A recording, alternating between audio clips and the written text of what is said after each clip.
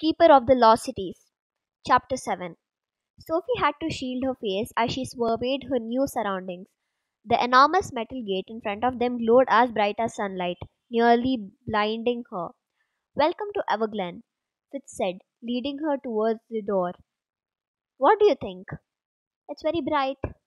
He laughed. Yeah, the gates absorbed all the light, so no one can leave directly inside. My dad works for the council, so he likes his privacy at home. I guess after her stressful morning, it was nice to know she would be safe, but she couldn't help wondering what they were trying to keep out. She doubted King Kong could get past the massive doors. A faint click sounded, and the gate swung inward. A striking figure stood in a small, greasy clearing surrounded by the same enormous tree she had seen glowing along the river in the capital. The floor length midnight blue cape was fastened around his shoulders with a clasp that looked like a pair of yellow, diamond encrusted wings. He was tall and lean, with the same vibrant teal eyes and dark wavy hair. It was impossible to miss the family resemblance. Sophie, this is my father, Alden, Fitznot introduced. She wasn't sure if she should bow or curtsy or shake hands. How should she greet an elf? She managed a shy wave. It's a pleasure to meet you, Sophie, Alden said, with an accent more prominent than Fitz. I see Fitz wasn't kidding about the brown eyes. Most unusual. She could feel her cheeks flush. Oh, yeah, Alden smiled. There's nothing to be embarrassed about. I think the color is quite pretty, don't you, Fitz? She couldn't look at Fitz as he agreed. Her face felt like it might actually be on fire. Did you tell anyone else where Sophie was? Fitz asked. Only the council. Why? Sophie said someone tried to take her this morning. Alden's eyes widened. Are you okay? He asked, scanning Sophie like he was checking for injury. Yeah, he never got close to enough to grab me. He just looked like he wanted to. Humans. Alden muttered. Actually, Sophie thought he might be an elf, Fitz told him. Father and son shared a look. Then Alden shook his head. Kidnapping is a human crime. I've never heard of an elf ever considered such a thing, much less trying it. What made you think it was one of us? I might have been wrong, she said, feeling silly and paranoid. I just can't remember hearing his thoughts, which has only happened around Fitz, and now you. Yes, Fitz told me about your telepathy. He reached out to touch her forehead. Do you mind? She didn't want to be rude, but she couldn't help taking a step back. I mean, I mean you no harm, I assure you. I'd love to see your memories of the kidnapper, if that's okay. She was surprised he had asked her permission. Fitz really was right about the rules for telepaths. Didn't that mean she liked the idea of having her memory searched through, though? She glanced at Fitz and he nodded, trying to reassure her, but it was the kindness in Alden's eyes that made her agree. Alden placed two fingers gently against her temples and closed his eyes. She tried to hold still and avoid thinking about how good Fitz looked in his dark jacket, but as the seconds ticked by, she could feel her knees start to shake. Well, Alden said as he pulled his hands away, you are indeed a fascinating girl. Couldn't couldn't hear her either, could you? Fitz asked him, sounding triumphant. No, Alden took both of her hands.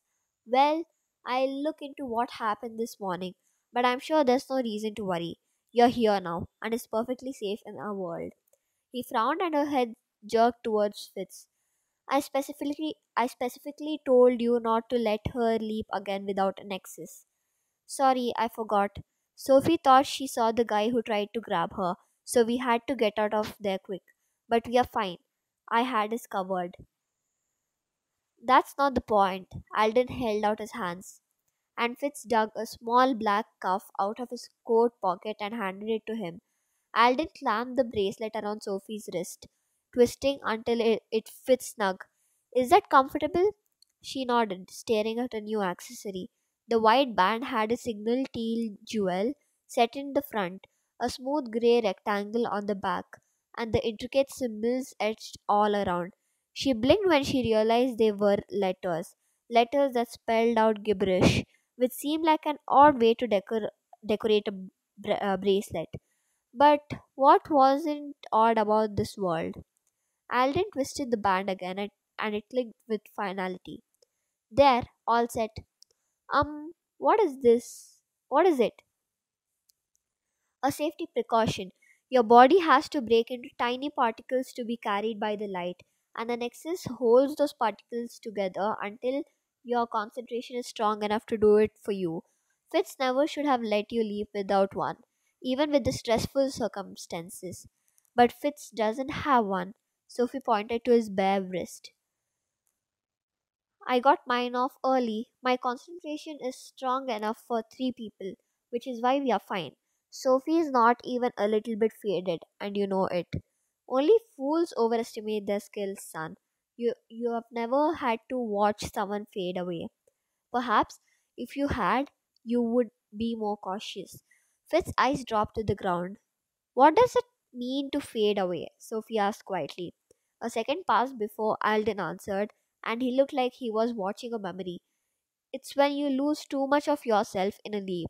Your body isn't able to fully reform, and eventually the light pulls the rest of you away and you're lost forever. Sophie felt goosebumps dimple her skin.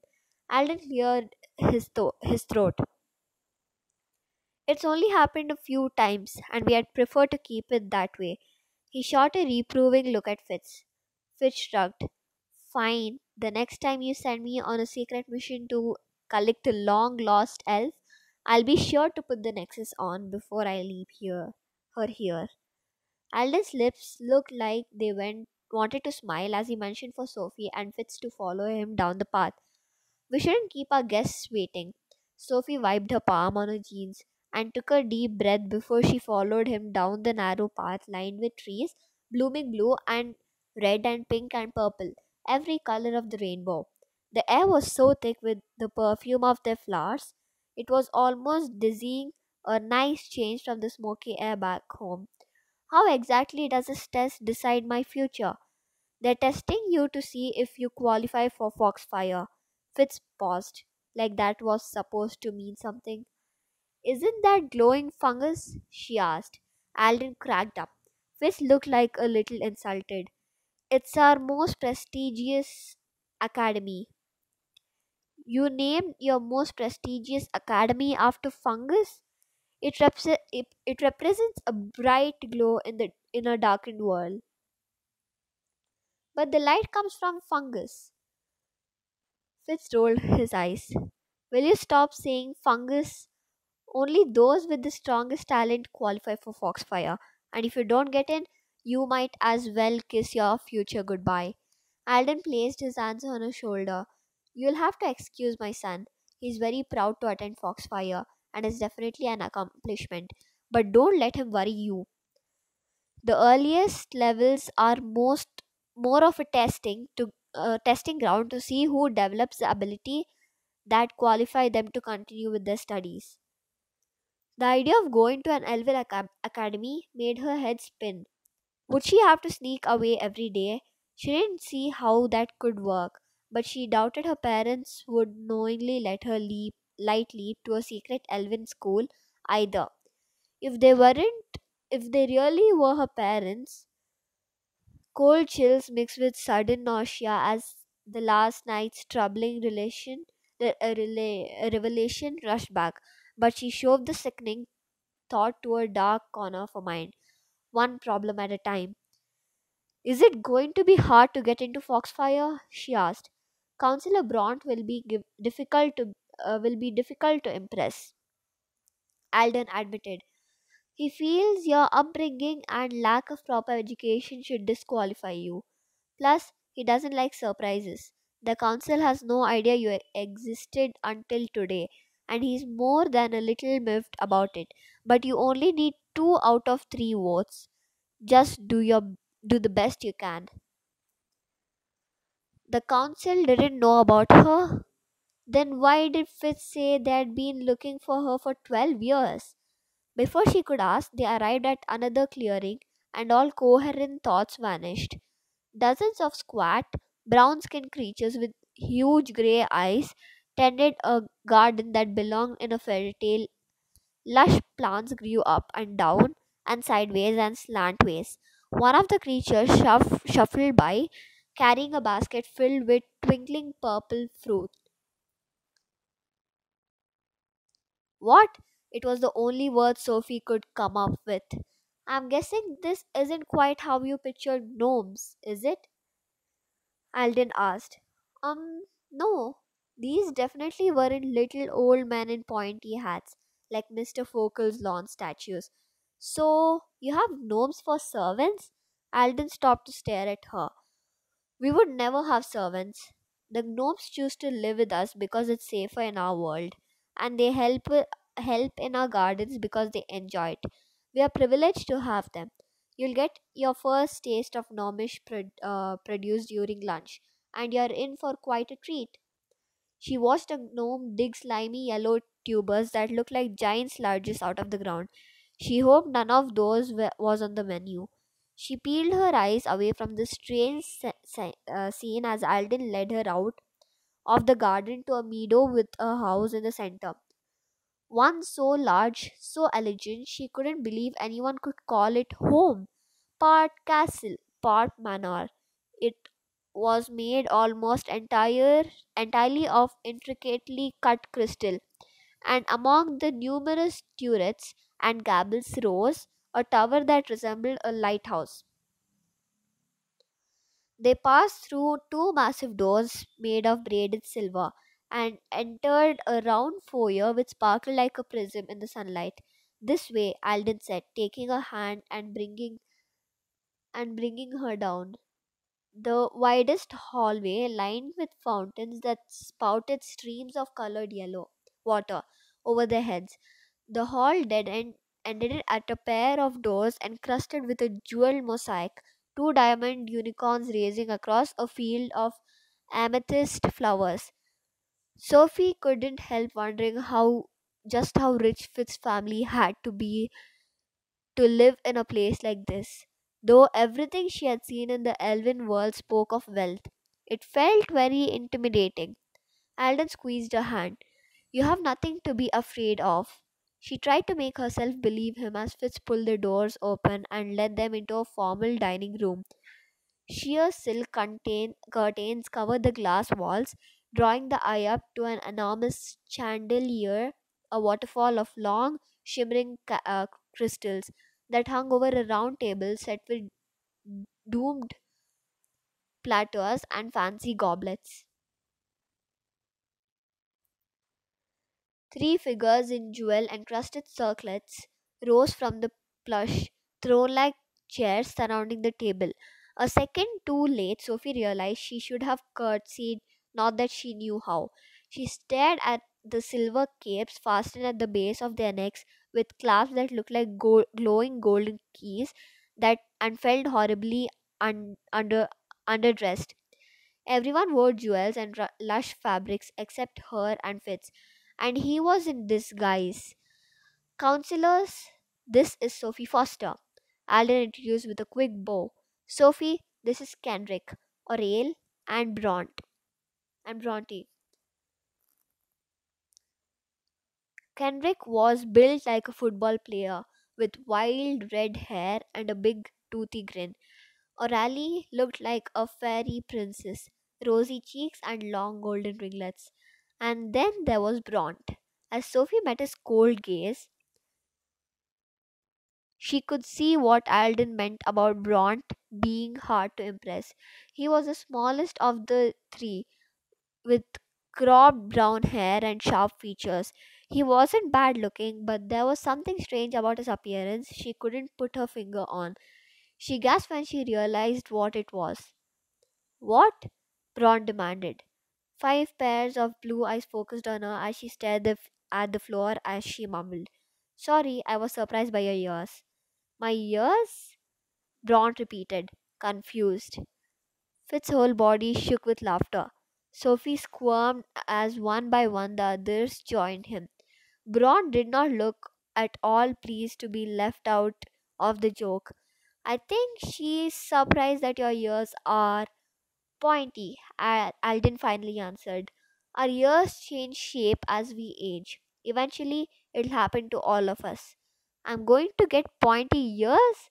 Her hands darted to her heads, like they might have already transformed.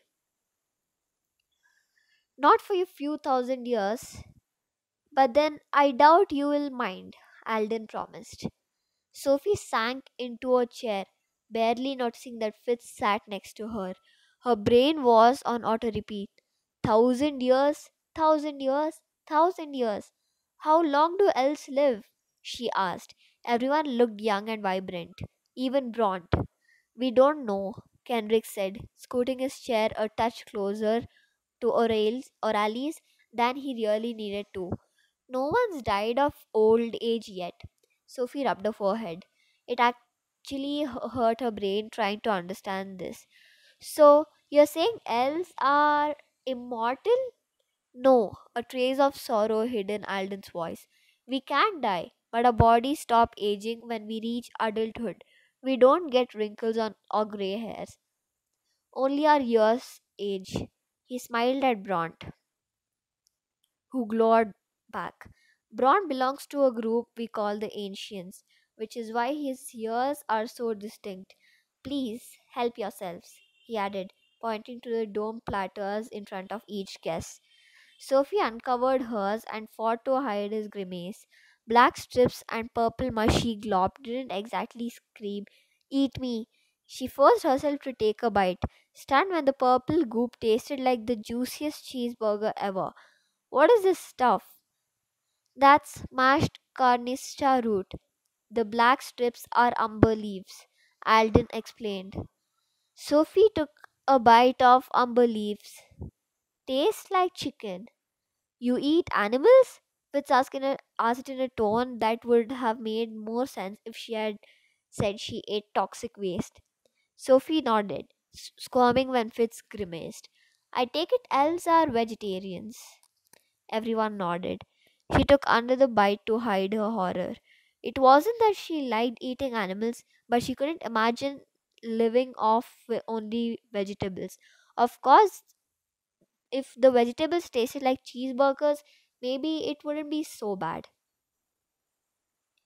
So, Sophie, Braun sneered her name like it bothered him to say it.